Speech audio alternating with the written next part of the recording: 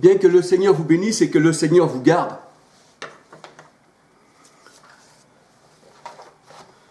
Aujourd'hui, j'aurais voulu vous parler de trompettes, d'éclairs, de colonnes, de grêle aussi, bien que je ne l'ai pas mentionné dans la parole de Dieu pour la grêle, ni la neige, parce que l'étude est assez grande, donc il faudrait que je fasse une autre étude.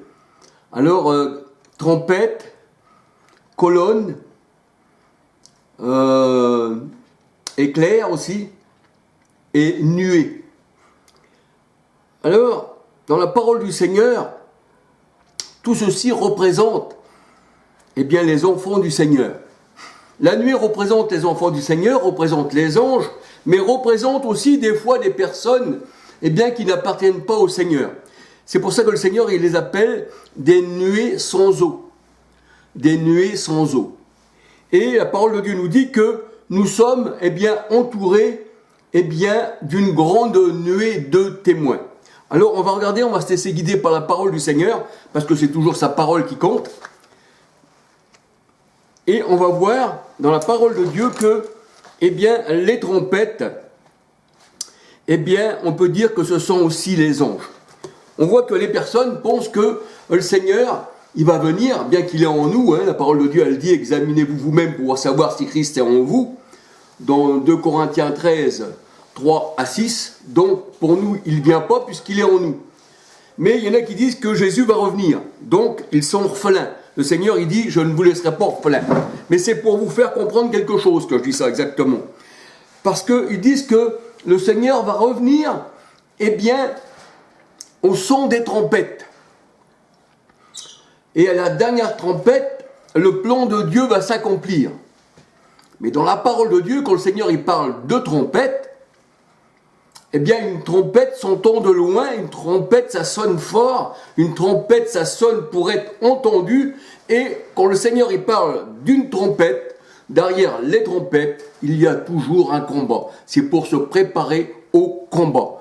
Et aussi pour rassembler les élus. C'est pour ça que le Seigneur il dit qu'il rassemblera ses élus avec la trompette retentissante.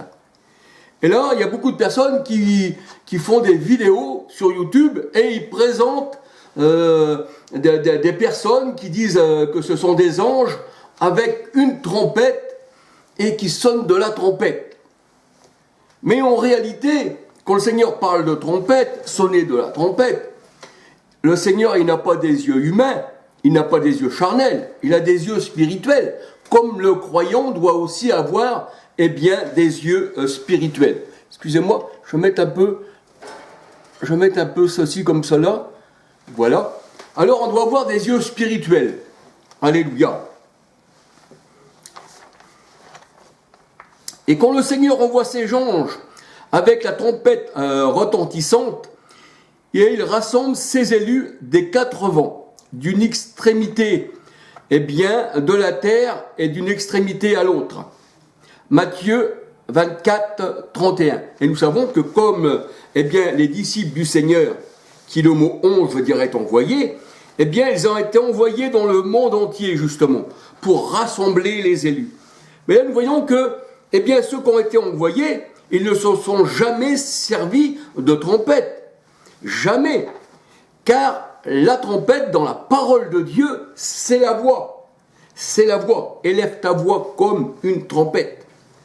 Alors, on peut dire que les envoyés du Seigneur, ses apôtres, ses disciples, n'ont jamais utilisé de trompette, mais ils ont utilisé leur voix. Leur voix est allée jusqu'aux extrémités de la terre. Matthieu 24, verset 31. Marc 13, verset 26, 27.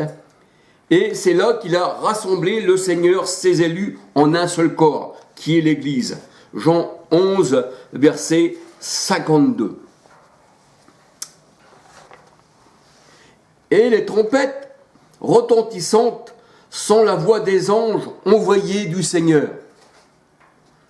Il est dit dans Ésaïe 58, verset 1, « Élève ta voix comme une trompette. » Et une voix forte eh bien, est semblable à une trompette. C'est ce que la parole de Dieu nous dit dans Apocalypse 1, verset 10, 12.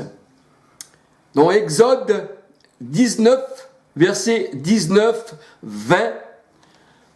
Encore Apocalypse 4, verset 1. Osée 5, verset 8. Et Apocalypse 8, verset 13. Et Paul, l'apôtre Paul, eh bien, prend pour symbole des instruments de musique pour expliquer, eh bien, que la parole de Dieu est comme la voix d'une trompette. Et même il dit que celui qui n'a pas l'amour est une cymbale qui retentit. Voyez-vous, Paul se sert beaucoup, eh bien, des symboles de musique pour nous faire comprendre la voix, eh bien, des apôtres. Parce qu'il dit que si celui qui sonne de la trompette donne, eh bien, un son confus, eh bien, qui va se rassembler pour le combat. Là, nous voyons que aussi la trompette est faite pour le combat. Alors, c'est vrai que Paul, eh bien, il prend les trompettes, les instruments de musique, pour expliquer que celui qui ne parle pas clairement, eh bien, sa trompette est faussée et personne ne peut se rassembler pour le combat. 1 Corinthiens 14, versets 7 à 12 et 1 Thessaloniciens 4, verset 16. Le Seigneur Jésus-Christ, eh bien, il descend du ciel à la trompette de l'archange, à la voix de l'archange. Et il est vrai que les réprouvés, ceux qui ne sont pas du Seigneur, ils lisent la parole de Dieu comme étant un livre qui se lit littéral. C'est-à-dire, ils le prennent au sens physique, alors que la parole de Dieu est spirituelle. Et les trompettes, eh bien, on peut dire que ce sont aussi les anges. Apocalypse 8, verset 2, 6. Les anges qui élèvent leur voix comme une trompette. Apocalypse 8, verset 2, 6.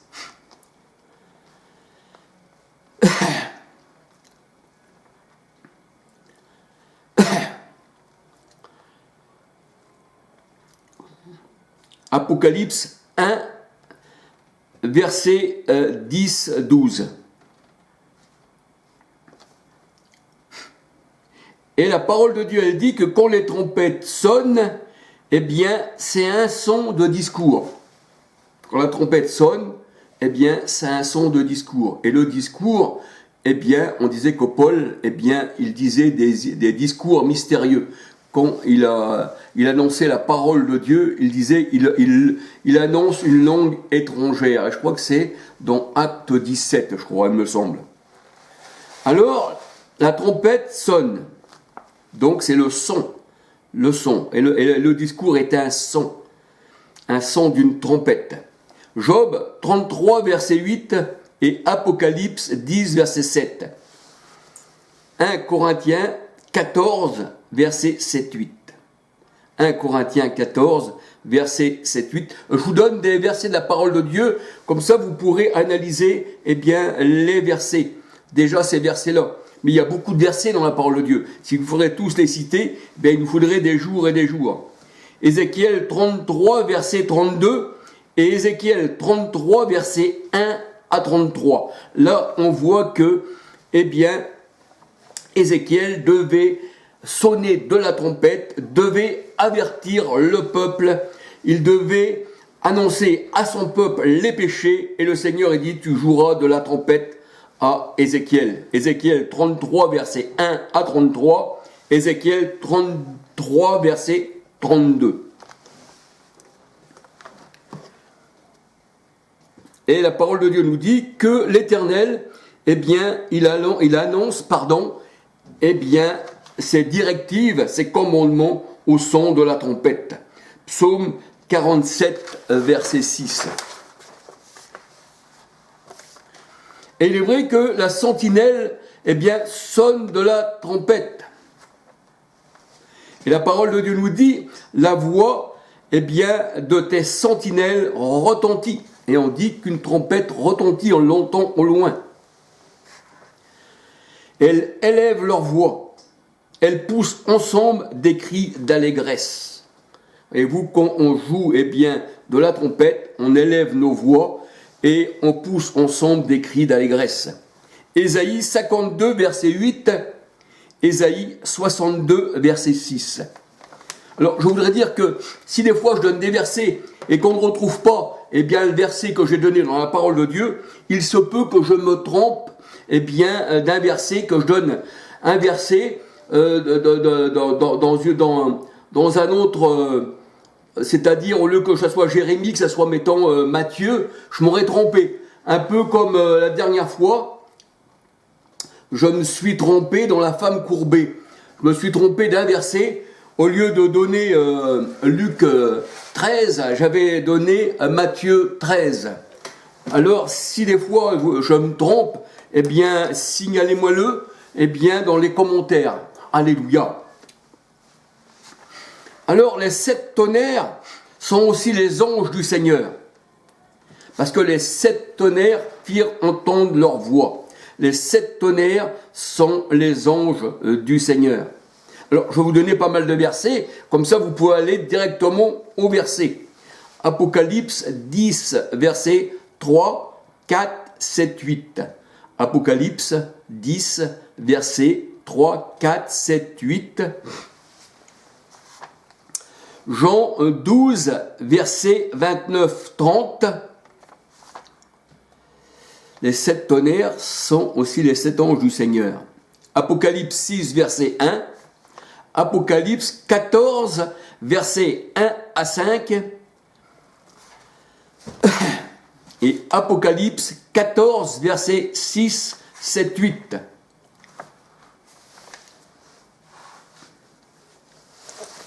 Acte 23, verset 9. On peut dire que le tonnerre, les coups de tonnerre, eh bien, ce sont les anges qui nous parlent. Jean 12, verset 29-30. Jean 12, verset 29-30. Je vais regarder pour ne pas me tromper. Jean 12, verset 29-30.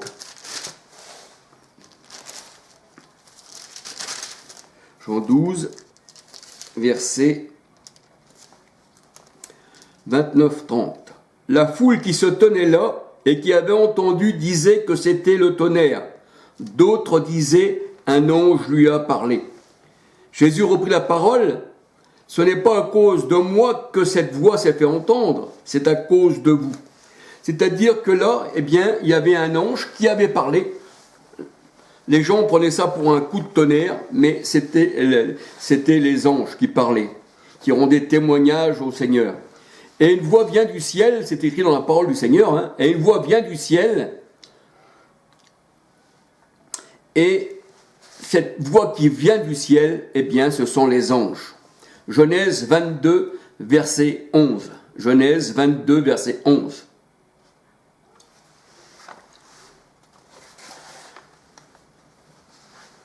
Et la parole de Dieu a dit que quand l'Éternel tonne de la voix dans les cieux, quand il tonne, hein, c'est le tonnerre, hein, quand il tonne de la voix dans les cieux, cela signifie qu'il fait entendre sa voix comme un tonnerre. Il fait entendre sa voix comme un tonnerre. Psaume 18, verset 14. Psaume 18, verset 14. 2 Samuel 22, 14. 2 Samuel 22, 14. Job 40, verset 4. Job 37, verset 1 à 5. Et Psaume 29, verset 3, 4, 5. On peut dire que le Seigneur, eh bien, il fait tonner de sa voix. La parole de Dieu est comme un tonnerre. Il est comme ces anges. Eh bien, les tonnerres firent entendre leur voix. Et la parole de Dieu nous dit que l'Éternel, la voix de l'Éternel est sur les grandes eaux. Et il brise les cèdres. Et nous savons que les grandes eaux, Apocalypse 17, 1, 15, ce sont les foules, ce sont les nations. Et les cèdres, eh bien, ce sont des arbres qui n'appartiennent pas au Seigneur, parce qu'on reconnaît l'arbre à son fruit. eh bien, le Seigneur, il est contre, eh bien, les arbres mauvais qui portent du mauvais fruit. Psaume 29, versets 3, 4, 5. Et les tourbillons, eh bien, sont les chars de l'Éternel. Ça représente aussi les anges, ça représente l'armée de l'Éternel. Habakkuk 2, verset 4. Jérémie 4, versets 11 à 13. Ésaïe 5, versets 28 à 30. Habakkuk 3, verset 8. 1 Roi 2, verset 1, 12, 13. Zacharie 6, verset 1 à 8. Et la parole de Dieu nous dit que l'Éternel marche dans la tempête, parce que la tempête représente aussi les anges. L'Éternel marche dans la tempête, il marche dans le tourbillon. Et les nuées sont la poussière de ses pieds. C'est pour ça qu'il est venu sur les ailes du vent, il est venu sur les chérubins, et il est dit dans la parole de Dieu, même dans Luc 4, il est dit que quand l'adversaire il disait, eh bien, ton pied ne te heurtera pas comme une pierre, car ils te porteront, eh bien, tes anges sur les mains. Nahum, 1, verset 3. On peut lire aussi Psaume 68, verset 18 et Apocalypse 9, verset 9. Et la parole de Dieu, elle dit que les nuées, eh bien, sont les anges, bien sûr. Il vient, voici, avec les nuées, ce sont les anges. Apocalypse 1, 7. Daniel 7, verset 3. Et Psaume 18, verset 10, 11, 12 à 18.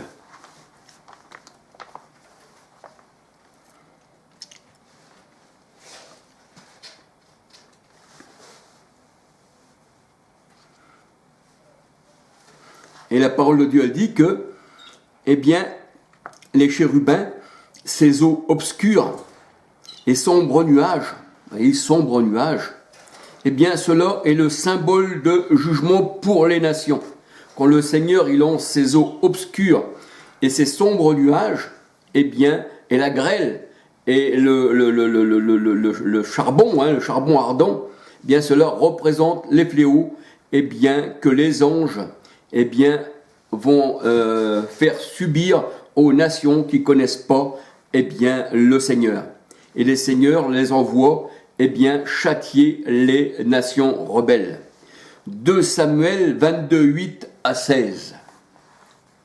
Et la parole, elle dit que il vient sur les nuées et il fait des nuées son char. Le char de l'Éternel, c'est ses anges, c'est son armée. Psaume 104, versets 3, 4. Et la parole de Dieu, elle dit, il s'avance sur les ailes du vent. Il fait des vents ses messagers, des flammes de feu de ses serviteurs. Psaume 91, verset 11, 12, Matthieu 4, verset 6, Hébreux 1, verset 7 et Matthieu 26, verset 64. Et la parole de Dieu nous dit, qui sont ceux qui volent comme des nuées, comme des colombes vers leur colombier. Ésaïe 60, verset 8, eh bien, ce sont les enfants du Seigneur. Et la parole de Dieu, elle dit que l'Éternel vient sur une nuée rapide. Et la nuée rapide, eh bien, ce sont les anges qui sont comparés comme des éclairs. Parce qu'une éclair, eh bien, c'est rapide. C'est pour ça que la parole de Dieu, elle dit, il vient sur les nuées. Ésaïe 19, verset 1. Deutéronome 33, verset 26. Et Psaume 104, verset 3-4. Et la parole de Dieu nous dit que nous sommes tous environnés d'une nuée de témoins. Hébreux 12, verset 1. Et ceux qui n'appartiennent pas au Seigneur sont considérés comme des nuées sans eau. Ce sont des faux prophètes. Jude 1, verset 12 et Osée 13, verset 3. Et être sous les nuées, c'est être, eh bien, sous la protection du Seigneur. C'est être, on peut dire, eh bien, sous la protection de l'armée céleste du Seigneur, qui le Seigneur lui-même est le roi de son armée céleste. 1 Thessaloniciens 4, verset 17. Et la parole de Dieu nous dit que les armées sont des nuées à son service. Ézéchiel 38, verset 9-10. Et la nuée lumineuse, donc qui éclaire les hommes, eh bien ce sont les anges. Matthieu 17, verset 5. Et la parole de Dieu nous dit que les disciples entrèrent, eh bien, dans la nuée. Luc 9, verset 34 à 36. Ça veut dire que là, ils s'assemblent avec les anges. Et la parole de Dieu, il nous dit dans la parole de Dieu nous dit que, eh bien, que le Seigneur Jésus-Christ se déroba aux yeux des apôtres et une nuée les déroba à ses yeux. Ça veut dire que le Seigneur était parti avec ses anges. Acte 1, versets 9 à 12. Et les colonnes de nuée, Exode 13, versets 21-22, eh bien, les apôtres étaient regardés comme des colonnes de nuée.